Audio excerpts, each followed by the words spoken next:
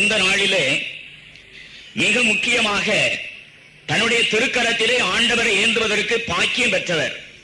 எல்லோரும் புனித அந்தோனியாருடைய சுரூபத்தை பார்த்தால் மிக நன்றாக புரியும். புனித சவேரியாரை பார்த்தால் அவருடைய கையிலே ஒரு சிலுவை இருக்கும். ஏனென்றால் சவியர் கோட்டையிலே தங்களுடைய சொத்தாக வைத்திருந்தது ஒரு பாடுபட்ட சிலுவை. இதைத்தான் இந்திய தேசத்திற்கு வருகின்ற பொழுது அவர் தன்னுடைய பாதுகாவலாக எடுத்து வந்தார். இந்த சிலுவை கடலிலே தவறியது, நண்டு வந்து எடுத்துக்கொண்டு சவேரியாரிடத்திலே கொடுத்தது. எனவே ஆசீர்வதித்தார். அதைத்தான் இந்த காலத்திலே கடற்கரை பிரதேசங்களிலே சொல்வார்கள், கடல் சிலுவை நண்டு என்று சொல்வார்கள். இப்படியாக ஒவ்வொரு புனிதருக்கும் ஒவ்வொரு தனிப்பட்ட காரியங்கள் உண்டு. அவர்களுடைய சுரூபத்தை வடிக்கின்ற பொழுது அதை வைத்திருப்பார்கள். நம் அந்தோனியாருடைய சுரூபத்தை நீங்கள் எட்டி பார்த்தால் விரித்திருக்கின்றது ஒரு புத்தகம். அந்த புத்தகத்தின் மேல் நின்று கொண்டிருக்கின்றார் பாலன் இயேசு. அவருக்கும் இவருக்கும் இடையிலே உரையாடல், நெருடல்கள், அவசமான பரவசங்கள், இப்படிப்பட்ட காட்சியை தான் நம்முடைய அந்தோனியார் சுரூபத்திலே நாம் பார்க்கின்றோம். இயேசு கிறிஸ்துவில் மிகவும் அன்பார்ந்தவர்களே, இதை பற்றி நாம் பார்ப்பதற்கு முன்னால் இந்திய நாட்டிலே சித்தன் ஒருவன் பாடுகின்றான். இவனை நையாண்டி சித்தன் என்று சொல்வார்கள். பலர் சித்தர்கள் மனிதனுடைய வாழ்க்கை தத்துவத்தை இரட்டை பொருளிலே சொல்லி இருப்பார்கள் தங்களுடைய பாடல்களிலே. மேலோட்டமாக நாம் பார்த்தால் ஒரு அர்த்தத்தை கொடுக்கும், ஆழமாக அலசி ஆராய்ந்து பார்த்தால் இன்னொரு பொருளை கொடுக்கும். மிக அருமையான தத்துவத்தை, மனிதனுடைய ஞானத்தின் தத்துவத்தை, வாழ்க்கை தத்துவத்தை அந்த நையாண்டி சித்தர்கள் பாடலிலே மறைத்து வைத்திருப்பார்கள். மேலோட்டமாக பார்க்கின்ற மகனுக்கு அது ஒரு சிரிப்பாக தோன்றும், ஒரு விளையாட்டாக, வேடிக்கையாக இருக்கும். ஆனால் அதை அலசி ஆராய்ந்து ஆழ்ந்து பார்க்கின்ற பொழுது மனித தத்துவத்தினுடைய மையமே அங்கே அடங்கி இருக்கும். உதாரணமாக ஒரு நையாண்டி சித்தன் பாடுகிறான், நந்த வனத்திலே ஒரு ஆண்டி 4-6 மாதமாக ஒரு குயவனை வேண்டி கொண்டு வந்தான் அடி ஒரு தோண்டி, அதை கூத்தாடி கூத்தாடி போட்டுடை தாண்டி என்று சொல்வான் ஒரு நையாண்டி சித்தன். இதை மேலோட்டமான முறையிலே நாம் பார்த்தால், நந்தவனத்திலே ஒரு ஆண்டி ஒரு பிச்சைக்காரன், ஏதுமில்லாத ஒரு பிச்சைக்காரன் தனக்கு ஒரு திருவோடு வேண்டி ஒரு குயவனிடத்திலே சென்றான். அந்த குயவன் 4-6 10 மாதங்கள் கழித்து அந்த குயவன் ஒரு பாத்திரத்தை செய்து அந்த ஆண்டியிடத்திலே கொடுத்தான். இந்த ஆண்டி என்ன செய்திருக்க வேண்டும்? 4 இடங்களுக்கு சென்று அந்த பாத்திரத்திலே பிச்சை எடுத்து சாப்பிட்டு இருக்க வேண்டும். ஆனால் இந்த ஆண்டி என்ன செய்தானாம்? அந்த பாத்திரம் கிடைத்த சந்தோஷத்திலே, மகிழ்ச்சியிலே குதித்து குதித்து போட்டுடை தாண்டி ஒரே போடாக போட்டு உடைத்து விட்டான். இது மேலோட்டமாக நாம் பார்க்கின்ற பொழுது இந்த பாடலுக்கு நமக்கு தருகின்ற ஒரு சிந்தனை, ஒரு பொருள். ஆனால் இதை சற்று ஆழமாக யோசித்து பாருங்கள். மறுபடியும் அந்த பாடலை சொல்லுகிறேன். நந்தவனத்தில் ஓர் ஆண்டி 4-6 மாதங்களாக ஒரு குயவனை வேண்டி கொண்டு வந்தானடி ஒரு தோண்டி, அதை கூத்தாடி கூத்தாடி போட்டுடை தாண்டி. இதனுடைய பொருளை ஆழமாக நாம் அலசி பார்க்கின்ற பொழுது, நந்தவனத்தில் ஒரு ஆண்டி என்று சொல்வது ஆன்மா, அழியாத ஒரு ஆன்மா. ஆண்டவன் படைத்த ஆன்மா மேலுலகத்திலே சஞ்சரித்துக் கொண்டிருப்பதாக பிளேட்டோ சொல்வான். கிரேக்க அறிஞன் பிளேட்டோவை பற்றி கேட்டிருப்பீர்கள், கேள்விப்பட்டிருப்பீர்கள். இந்த கிரேக்க தத்துவ ஞானி பிளேட்டோ சொல்லுகின்றான், மனிதனுடைய ஆன்மாக்கள் எல்லாம் என்றென்றும் மேலே வாழ்ந்து கொண்டிருக்கின்றன, ஆகாய மண்டலத்திலே சஞ்சரித்துக் கொண்டிருக்கின்றன. அவைகள் எல்லாம் இந்த பூவுலகத்தை எட்டி பார்க்கின்றன. எட்டி பார்க்கின்ற பொழுது அழகான பெண்கள், அழகான ஆண்கள், இவர்கள் எல்லாம் அங்கும் இங்கும் சென்று கொண்டிருப்பதை பார்க்கின்றார்கள். பார்த்த மாத்திரத்திலே மாய கவர்ச்சியினால் ஈடுபடுகின்றார்கள். எனவே ஆண்களுக்குரிய ஆன்மா பெண்கள் உடலிலும், பெண்களுக்குரிய ஆன்மா ஆண்களுடைய உடலிலும் புகுந்து கொள்கின்றன. அப்பொழுதுதான் மனிதன் தன்னுடைய நிலையை இழக்கின்றான் என்று சொல்வான். மறுபடியும் அவன் சொல்வான், பிறக்கின்ற ஒரு குழந்தை தெய்வாம்சமாக பிறக்கின்றது. பிறக்கின்ற பொழுது அது தேவனுக்கு மிக பக்கத்திலே இருக்கின்றது. வளர வளர வளர வளர சிந்தனைகள், சொற்கள், செயல்கள் இவைகள் மாற மாற இறைவனிடமிருந்து வெகு தூரத்திற்கு சென்று விடுகின்றான். இது பிளேட்டோவினுடைய சிந்தனை. நம்முடைய நையாண்டி சித்தன் அருமையாக சொல்லுகிறான், இப்படிப்பட்ட ஆன்மாக்கள் 4-6 மாதமாக குயவனை வேண்டி. இந்த குயவன் யார்? ஒரு பெண், ஒரு தாய். இந்த தாயினுடைய உதரத்திலே 4-6 மாதங்கள் ஆக 10 மாதங்களாக அங்கே குடியிருந்து உடலை பெறுகின்றது. இந்த உடலாகிய பாத்திரத்தை கொண்டு வந்து வெளியே வருகின்றது அந்த மனுஷன் அல்லது மனுஷி. இந்த மனிதனும் மனுஷனும் வளர்ந்த பிற்பாடு என்ன செய்ய வேண்டும்? அந்த ஆன்மாவையும் அந்த உடலையும் பாத்திரத்தை அவன் பேணி பாதுகாக்க வேண்டும். நல்ல சொல், நல்ல சிந்தனை, நல்ல செயல். சங்கீதக்காரன் தாவீதரசன் தன்னுடைய சங்கீதத்திலே மிக அருமையாக சொல்வான், இறைவனுடைய இல்லத்தை எட்டிப் பிடிப்பவன் யார்? இறைவனுடைய மலையிலே ஏறி செல்ல முடியும் யார் என்ற ஒரு வினாவை கேட்டு பல பல பொருட்களை கொடுப்பான். இப்படி இருப்பவன் எல்லாம் இறைவனுடைய இல்லத்தை அடைவான், இறைவனுடைய சிகரத்தை அடைவான் என்று அதிலே 3 முக்கியமான முத்தான காரியங்களை அவன் சொல்வான். 1, நாவாலிய பழி சொல்லும் கூறாதவன். 2, மாசற்ற வாழ்க்கை நடத்துபவன். 3, இதயத்திலே நேரியவை சிந்திப்பவன். ஆக இதயத்திலே நேரியவை சிந்திப்பவன் என்று சொன்னால் நல்ல சிந்தனை, நாவாலிய பழி சொல்லும் கூறாதவன் என்று சொன்னால் நல்ல சொற்கள், மாசற்ற வாழ்க்கை நடத்துபவன் என்று சொன்னால் நல்ல செயல்கள். ஆக கூட்டி கழித்து பார்த்தால் மனிதன் அந்த இறைவனுடைய இல்லத்தையும் சிகரத்தையும் எட்டி பிடிக்க வேண்டும் என்றால் நல்ல சிந்தனை, நல்ல சொல், நல்ல செயல் என்று 3 காரியங்களிலே அடைத்து விடுகிறான் சங்கீதக்காரன் தாவீதரசன். இங்கே நையாண்டி சித்தன் சொல்லுகிறான், 4-6 மாதங்களாக குயவனை வேண்டி 10 மாதங்கள் ஒரு தாயுடைய உதரத்திலே தங்கி அந்த ஆன்மா உடல் எடுத்து வெளியே வருகின்றது. வந்த பிற்பாடு அவனுடைய ஆட்டம் என்ன, பாட்டம் என்ன? வாழ்க்கை என்பதே ஜாலி, அதை வாழ்ந்து பார்ப்பதே எங்கள் ஜோலி என்று சொல்லுகிறான் சிலன். வாழ்க்கை என்பது சில நாள், இந்த சில நாட்களிலே எல்லா இன்பத்தையும் இன்புற்றுவிட வேண்டும் என்று சொல்லுகிறான். இப்படித்தான் வாழ வேண்டும், அப்படித்தான் வாழ வேண்டும் என்ற எப்படியும் வாழலாம், இப்படியும் வாழலாம், அப்படியும் வாழலாம், எப்படியும் வாழலாம் என்று நவநாகரிக மனிதன் சொல்லுகின்ற இந்த காலத்திலே அந்த நையாண்டி சித்தனுடைய பாடல் சொல்லுகின்றது, இப்படித்தான் வாழ வேண்டும்.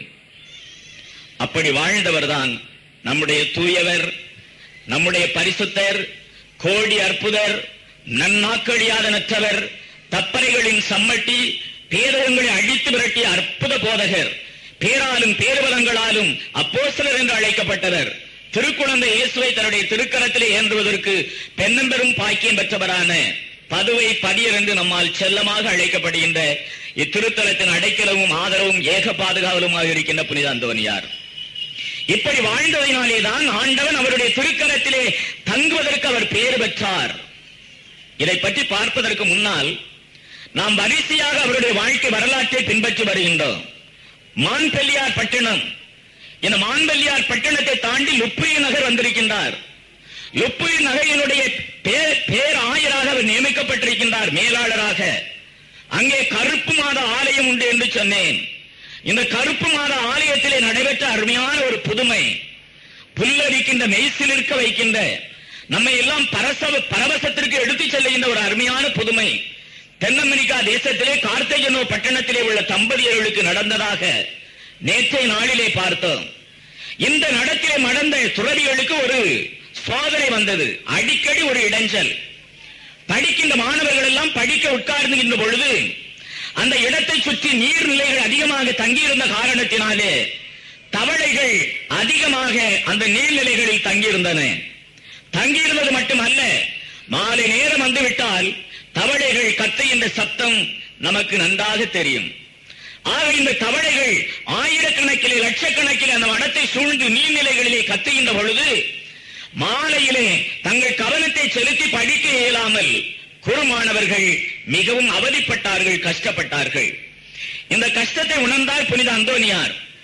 ஒரு நாள் மாலையிலே படிப்பு நடந்து கொண்டிருக்கின்ற பொழுது அவர்களை எல்லாம் அமைதியாக இருக்க சொல்லிவிட்டு தன்னுடைய மனத்தை விட்டு வெளியே வந்தார்.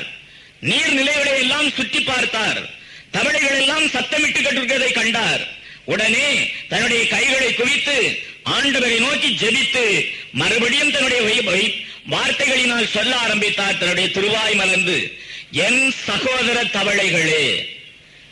ஆக மச்சங்களை பார்த்து சொல்லுகிறார், என் சகோதர மச்சங்களே என்று உடனே வருகின்றன கடல் அலைகளின் மேல். கழுதையை பார்க்கின்றார், தேவன் கருணையை சாஷ்டாங்கமாக விழுந்து ஆராதிக்கின்றது. எனவே மனிதனை விட மிருகங்கள் இந்த காரியங்களுக்கு ஆண்டவரோடு ஒத்துழைக்கின்றன என்பதைத்தான் புனித அந்தோனியாருடைய வாழ்க்கையிலே நாம் பார்க்கின்றோம். எனவே என் சகோதர தவளைகளே, பேசாமல் இருங்கள். இனிமேல் எப்படி அது பேச போகின்றது? ஒரு நாளும் இந்த தவளைகள் கத்தியதாக சரித்திரம் இல்லை, அதிலிருந்து மாணவர்களுக்கு தொந்தரவும் இல்லை என்று சொல்லுகின்றது இவருடைய வரலாறு.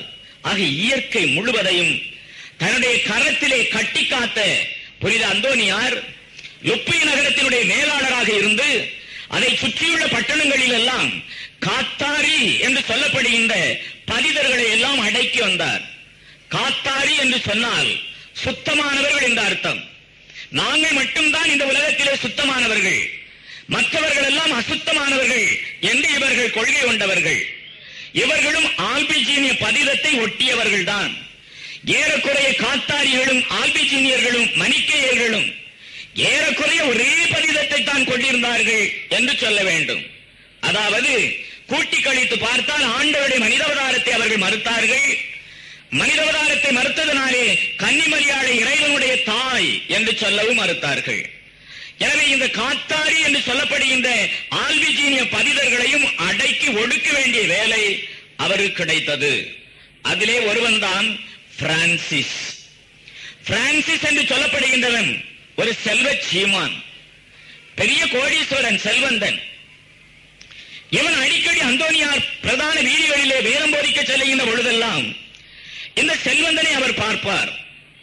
அந்த செல்வந்தன் ஒரு கத்தோலிக்கன் பிறப்பினாலே. ஆனால் வளர வளர தன்னுடைய வாலிப வயதிலே கத்தோலிக்க விசுவாசத்தை இழந்தான். ஆலயத்திற்கு செல்வதை வெறுத்தான். மறையுரைகள் கேட்க வேண்டியதை மறுத்தான். குருக்களை காண்பதை துவேஷமாக நினைத்தான். அவர்களை அருவருப்பாக பார்க்க நினைத்தான். அது மட்டுமல்ல, தேவதூஷணங்களை ஆயிரக்கணக்கிலே உதிர்த்தான். புனித அந்தோனியார் வருகின்ற பொழுதெல்லாம் தேவதூஷணத்தினால் புனித அந்தோனியாரை ஏசுவானான். அந்தோனியார் மௌனமாக 1-2 நாட்கள் பார்த்தார். 3வது நாளிலே அவர் என்ன செய்தாராம் தெரியுமா? அந்த செல்வ சீமானை வீதியிலே சந்திக்கின்ற பொழுது அவனுடைய வாயிலிருந்து தேவதூஷணங்கள் சரமாரியாக வருகின்ற பொழுது அந்தோனியார் சாஷ்டாங்கமாக தண்டனிட்டு அந்த புழுதி மண்ணிலே முழந்தாளிட்டு அந்த மனிதனை வணங்குவாராம், 2 கரங்களையும் விரித்து. 1 நாள் அல்ல, 2 நாள் அல்ல, 3 நாட்கள் அல்ல, பல நாட்கள் தொடர்ந்து நடந்தது. இதை கவனித்த செல்வ சீமான் என்ன நினைத்தான்? இந்த அந்தோனியாரை பற்றி இவன் அதிகமாக கேள்விப்பட்டிருந்தான். பெரிய புனித அற்புதங்களை எல்லாம் செய்கின்றார், ஆச்சரியமாக மறையுரையாற்றுகின்றார், வாய்ச்சாலமான போதனை அவருடைய வாயிலிருந்து வருகின்றது, ஆண்டவர் அவருடைய நாவிலிருந்து பேசுகின்றார் என்பதை எல்லாம் கேள்விப்பட்டிருக்கின்றான். அப்படிப்பட்ட இந்த அந்தோனியார் தான் வருகின்ற பொழுது புழுதியிலே மண்டியிட்டு தன்னை வணங்குவதை அவன் வெறுத்தான், அருவருப்பாக நினைத்தான். தன்னை அவர் மட்டம் தட்டுவதாக நினைத்தான். தன்னை அவர் கேலி செய்வதாக நினைத்தான். கிண்டல் பரிகாசம் செய்வதாக, ஏளனம் செய்வதாக நினைத்து வெகுண்டெழுந்தான். ஒரு நாள், ஏன் இப்படி செய்கிறீர் என்று பக்கத்திலே சென்று மண்டியிட்டு கிடைக்கின்ற அந்தோனியாரிடத்திலே வெகுண்டெழுந்து சினத்துடன் கேட்டான், என்னை ஏன் இப்படி பரிகாசம் செய்கிறீர் என்று. கிறிஸ்தல் அன்பார்ந்த சகோதர சகோதரிகளே, அப்பொழுது புனித அந்தோனியார் தாழ்ச்சியுடன் பதில் சொல்ல ஆரம்பித்தார். என் சகோதரனே, உன்னை கடவுள் எவ்வளவு அன்பு செய்கின்றார் தெரியுமா? நான் வேதசாட்சி மரணம் அடைய வேண்டும் என்று எவ்வளவோ ஆசைப்பட்டேன். ஆனால் ஆண்டவன் எனக்கு அந்த பாக்கியத்தை தரவில்லை. வேதசாட்சி மரணம் அடைய வேண்டும் என்ற பாக்கியத்தை எனக்கு தராத தேவன், நீ வேதசாட்சியாக மரணிக்க வேண்டும் என்ற ஆண்டவர் சித்தத்தை எனக்கு வெளிப்படுத்தி இருக்கின்றார். எனவே எனக்கு கிடைக்காத வேதசாட்சியம் உனக்கு கிடைக்க போகின்றது, ஆண்டவர் தரப்போகின்றார். ஆண்டவர் உன்னை எவ்வளவு அன்பு செய்கிறார் தெரியுமா என்று தீர்க்க தரிசனமாக சொன்னார். ஆண்டவர் இவருக்கு பரிசுத்த ஆவியினால் தன்னுடைய உள்ளத்திலே வெளிப்படுத்தி இருந்தார். இந்த நிமிடத்திலே பாவியாக வாழ்ந்தாலும் இவன் இறக்கின்ற பொழுது வேதசாட்சியாகவே மரிப்பான் என்று ஆண்டவருக்கு தெரியும். பரிசுத்த ஆவியின் ஏவுதலினாலே அந்தோனியாரும் அறிந்தார். எனவேதான் தன்னுடைய எதிரிலே பாவி வரவில்லை, ஒரு செல்வந்தன் வரவில்லை, ஒரு செருக்குற்றவன் வரவில்லை, ஆண்டவனுடைய அடியானாகி வேதசாட்சி வருகின்றான் என்று நினைத்து ஒவ்வொரு நாளும் அவனை பார்த்து மண்டியிட்டு வணங்கி தோஸ்திரம் செய்தார். கிறிஸ்தல் அன்பார்ந்த சகோதர சகோதரிகளே, வரலாற்றிலே நாம் வாசிக்கின்றோம், இந்த பிரான்சிஸ் கடைசியிலே அவனுடைய வாழ்க்கையை முடிக்கின்றது. பாலஸ்தீனாவிலே சிலுவை யுத்தம் ஒன்று நடந்தது. மகமதியர்களுக்கும் கிறிஸ்தவர்களுக்கும் இடையிலே மாபெரும் யுத்தம். இந்த யுத்தத்திலே கிறிஸ்தவர்கள் எல்லாம் தங்களுடைய கொடிகளிலும் வாட்களிலும் ஈட்டிகளிலும் சிலுவை அடையாளத்தை வரைந்து சிலுவை போர் நடத்தினார்கள் பாப்பிரையினுடைய தலைமையிலே. இந்த சிலுவை யுத்தத்திலே பங்கேற்றான் பிரான்சிஸ், வேத சாட்சியாக மரித்தான். ஆக புனித அந்தோனியார் ஆண்டவரை காண்பது மட்டுமல்ல, ஆண்டவரை கேட்பது மட்டுமல்ல, தீர்க்க தரிசனமாக பல ஆண்டுகளுக்கு பின்னால் நடக்கப் போவதையும் தீர்க்க தரிசனமாக உரைக்கின்ற ஒரு தீர்க்கதரிசியாகவும் வாழ்ந்தார். அப்படிப்பட்ட புனித அந்தோனியார் வாழ்வாங்கு வாழ்ந்து கொண்டிருக்கின்ற பொழுது போர்ஜே என்று சொல்லப்படுகின்ற ஒரு பட்டணம், பெரி என்று சொல்லப்படுகின்ற மாகாணத்திலே மிகப்பெரிய பட்டணம், மறை மாவட்டத்தினுடைய தலை மையம் என்று சொல்ல வேண்டும், போர்ஜே பட்டணம். இந்த பட்டணத்திலே மிகப்பெரிய அதிமேற்றானியார் ஒருவர் வாழ்ந்து வந்தார். இவர் அப்பொழுது பாப்பரையாக இருந்த 3வது ஒனோரியஸுக்கு மிகவும் சொந்தமானவர், அந்த நாட்டினுடைய அரசனுக்கு மிகவும் நெருக்கமானவர். எனவே இவர் புகழ் பரவி இருந்தது, பேர் பெற்றவர், செல்வாக்கு பெற்றவர். ஆனால் இவருடைய வாழ்க்கையானது எப்படிப்பட்டது என்பது யாருக்கும் தெரியாது. ஒரு நாள் 1227வது ஆண்டு நாட்கள் நெருங்கி வருகின்றன. 1231வது ஆண்டு அந்தோனியாருடைய வாழ்க்கை முடிகின்றது. இன்னும் 4 ஆண்டுகள் தான், நமக்கு இருப்பதும் 4 நாட்கள் தான். இந்த நாட்களிலே இவருடைய வேதத்தை, இவருடைய வரலாற்றை நாம் முடிக்க வேண்டும்.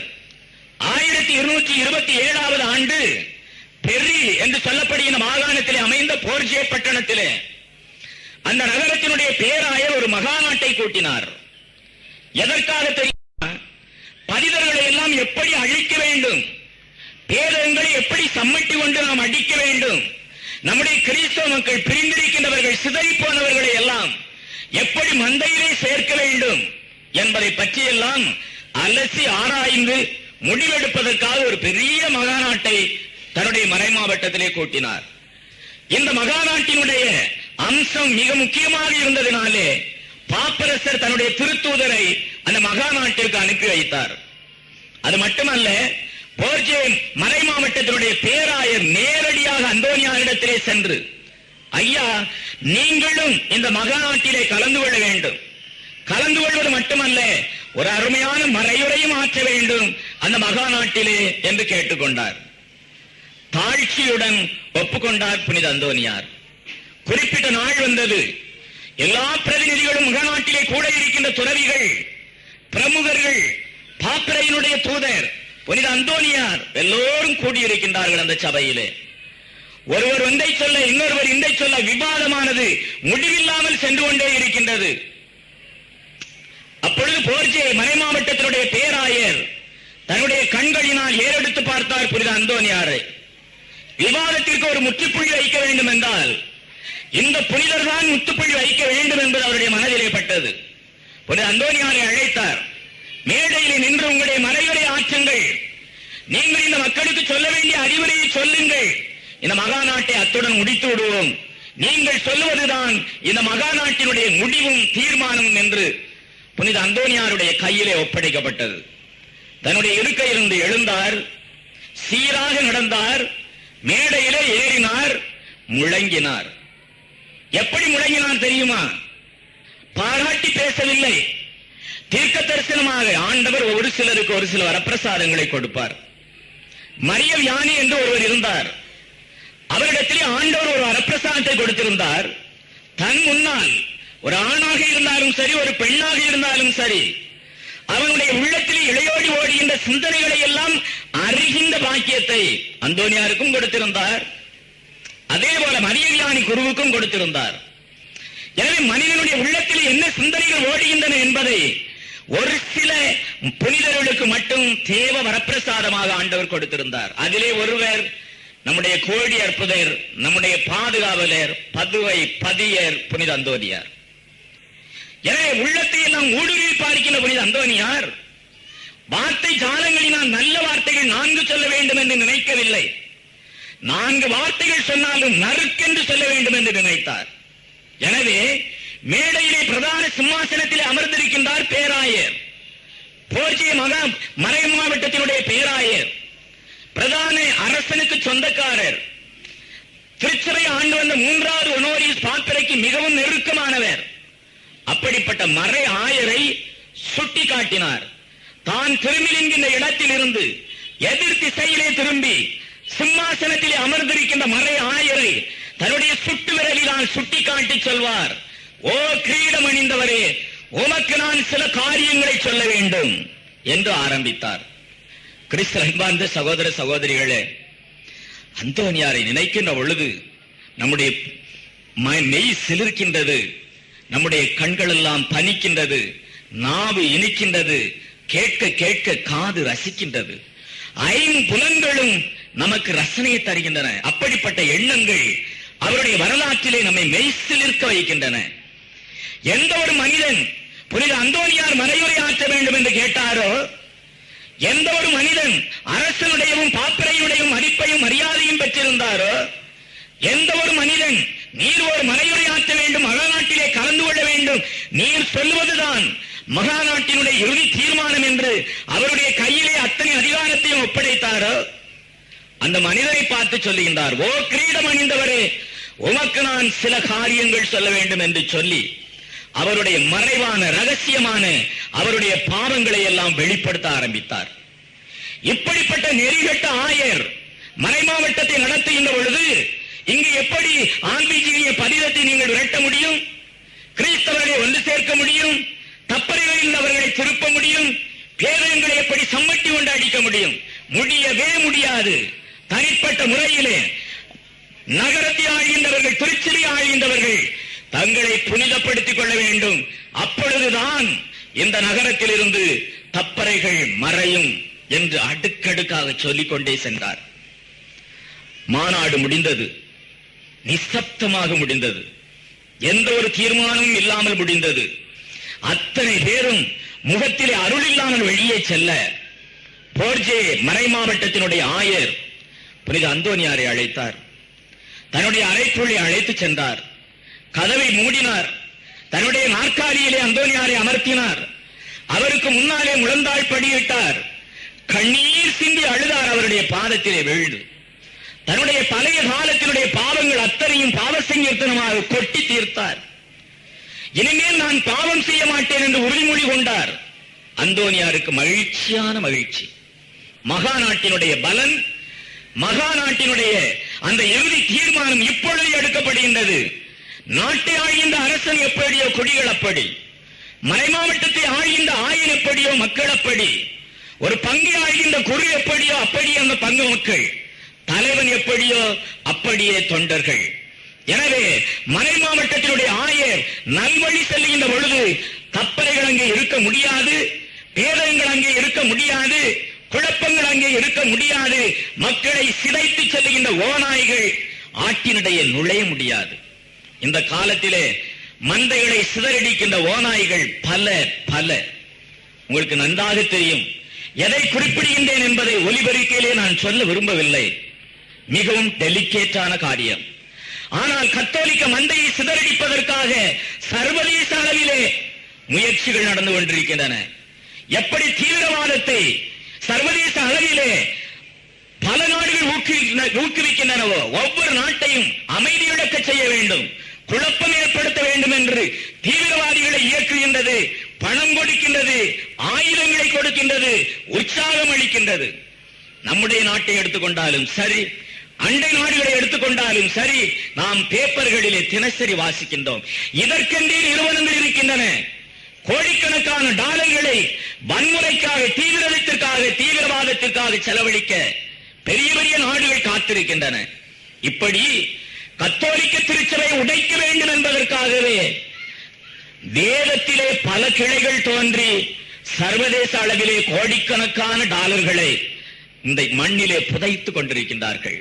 குறிப்பாக இந்திய மண்ணிலே, இன்னும் குறிப்பாக தமிழ் மக்கள், இல்லை என்றால் இந்திய மக்கள், கத்தோலிக்க விசுவாசத்திலே ஆழமான விசுவாசம் கொண்டவர்கள் இந்த ஆடுகளை எல்லாம் இழுத்துச் செல்லுகின்றார்கள் மந்தையை விட்டு. எனவே இப்படிப்பட்ட சிந்தனையிலே தலைவர்கள் யோசிக்க வேண்டும்.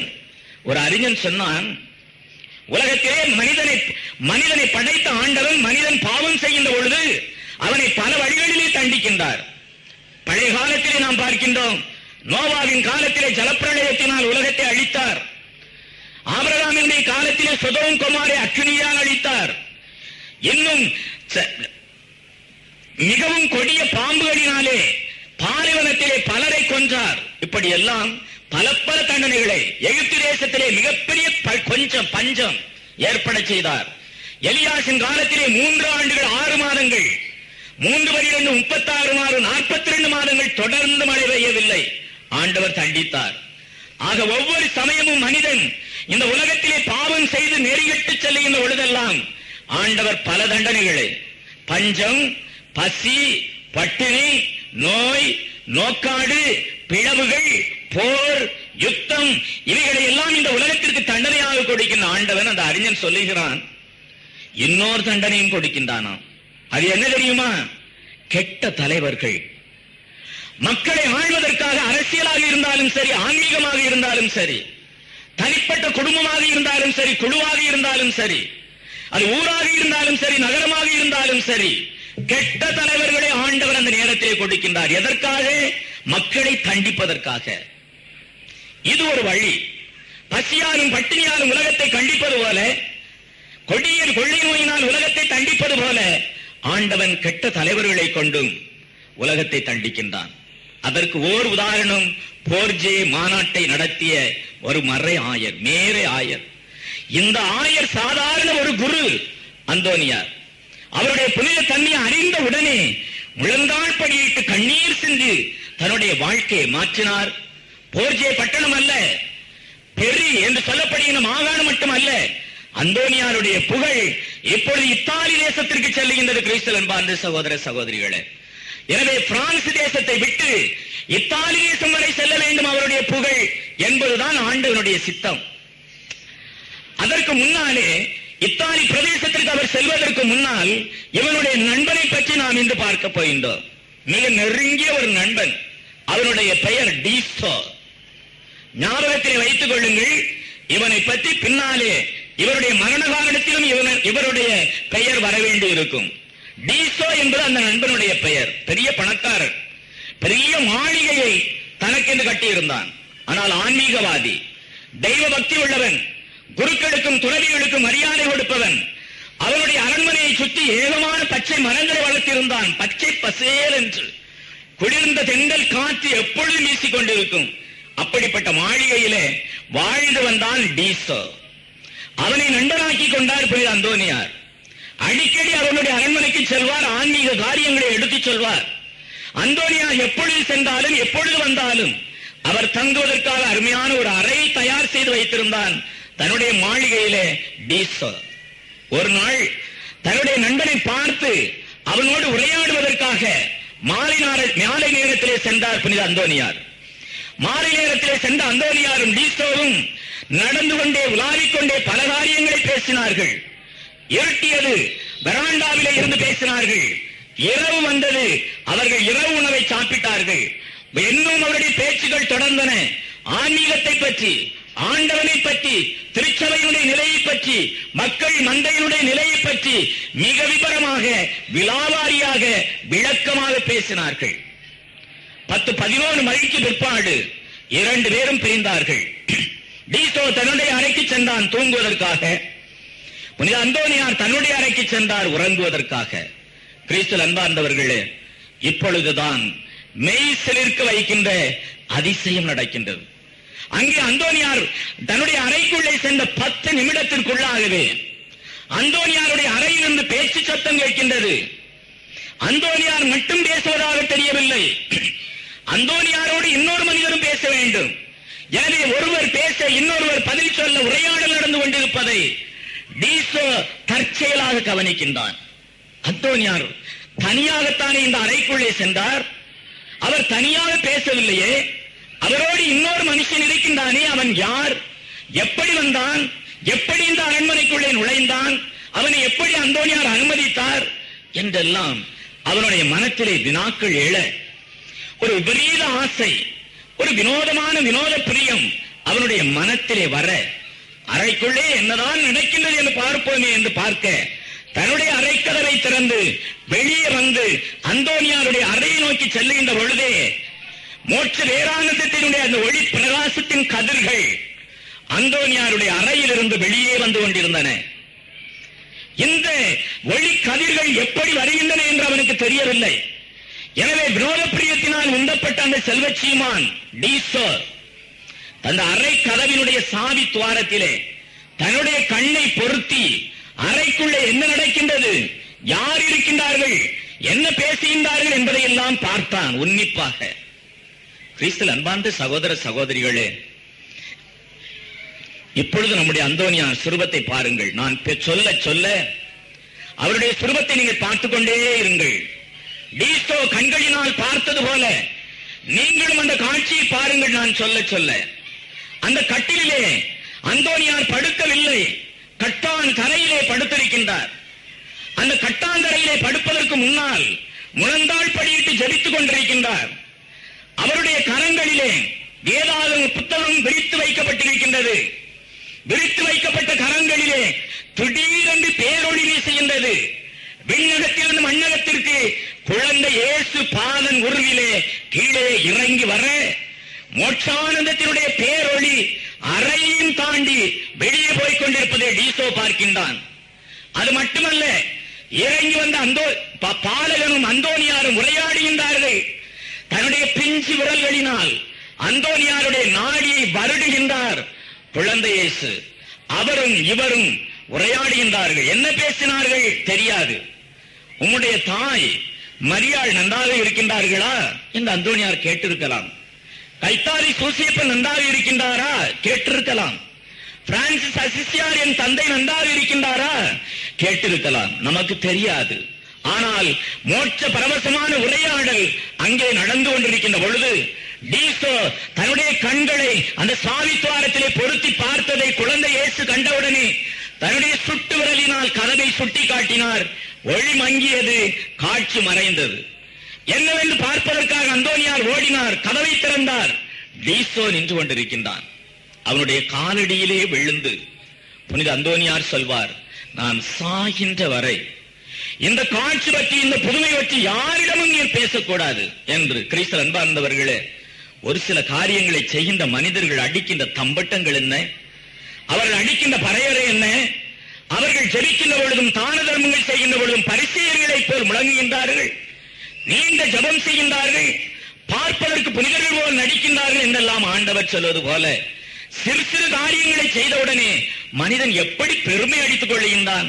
ஆனால் அந்தோனியாரை பாருங்கள், மிகப்பெரிய காரியங்களை சாதித்த புனித அந்தோனியார் இவற்றையெல்லாம் வெளியே சொல்லக்கூடாது என்று. கிறிஸ்து அன்பார்ந்த சகோதர சகோதரிகளே, ஆண்டவரை நீங்கள் பார்த்தால் 3 பேரிடத்திலே அவர் விளங்குவார் என்று சொன்னேன் திருக்கரத்திலே. ஒன்று தேவாண்மை, இரண்டாவது கைத்தாரி சூசியப்பர். 2 பேரும் தாயும் தகப்பனும் வளர்த்தவர்கள். இவர்கள் கையிலே ஆண்டவர் தவழ்வது வினோதம் அல்ல, ஆச்சரியம் அல்ல. ஆனால் 13வது நாட்டிலே 13வது நூற்றாண்டிலே இருக்கின்ற ஒரு மனிதன், சாதாரண மனிதன் அந்தோனியாரிடத்தில் இறங்கி வந்தாரே, அதுதான் ஆச்சரியமான காரியம். திருக்குழந்தை இயேசுவை தன்னுடைய திருக்கரத்திலே ஏந்தியவர். இந்த இடத்திலே நாம் நிறுத்தி இனிமேல் லீமேஜ் மண்டல மேலாளராக உயர்த்தப்படுகின்றார். இத்தாலி தேசம் செல்ல போகின்றார். அங்கே பாப்பிரையை சந்திக்க போகின்றார். என்ன நடந்தது அந்த இத்தாலியிலே? பதுமை பதியிறந்து ஏன் அவருக்கு பெயர் வந்தது? பதுமையிலே என்ன செய்தார்? எப்படி அவர் மரணித்தார் என்பதை எல்லாம் வருகின்ற நாட்களிலே நாம் பார்க்க போகின்றோம். நாட்கள் குறுகியது, வரலாறு பெரியது. இருந்தாலும் குறுகிய நாட்களுக்குள்ளாகவே வரலாற்றை சொல்லி முடிக்க வேண்டும். இந்த நாளிலே இதோடு நாம் நம்முடைய மறைவுரையை முடித்துக் கொள்வோம். வருகின்ற நாளிலே மற்றவற்றை பார்ப்போம். இதுவரை சொல்லப்பட்ட சிந்தனைகளை உள்ளத்தில் ஏற்ற சிந்தனைகளை வாழ்க்கையை வாழ்ந்து காட்ட ஆண்டவர் இயேசு கிறிஸ்துவினுடைய மாசிന്റെ திருப்பதியிலே உருக்கமாயிருந்து மன்றாடுவோம். ஆமென். திருக்குழந்தை இயேசுவை தன்னுடைய திருக்கரத்திலே ஏந்துவதற்கு பெண்ணெம்பெரும் பாக்கியம் பெற்றவரான புனித அந்தோனியாரை எங்களுக்காக வேண்டிக் கொள்ளும். பிதாசுதன் பரிசுத்த ஆவியின் பெயராலே ஆமென்.